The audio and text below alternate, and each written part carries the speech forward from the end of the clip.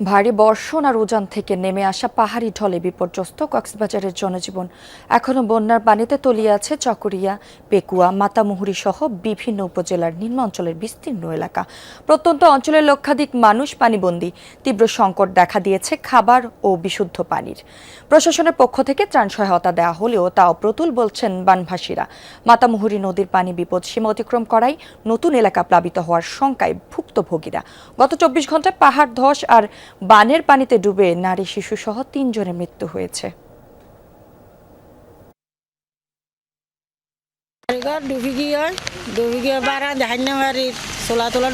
ঘরবাড়ির অবস্থা আল্লাহ দিলে পানি একেল গর্ব তোর 4 ইঞ্চি 5 ইঞ্চি তারপরে এর নিচে উড়ান ঘর রাস্তা তৈরি বাদে গুদাম কথা বাজে বাগিয়ে গুদাম ঘর বাগিয়ে বাজে বাজে বেশি হাসতে বাজে কোনো ত্রাণ নিয়ে কেউ আসছে এরকম দেখি নাই।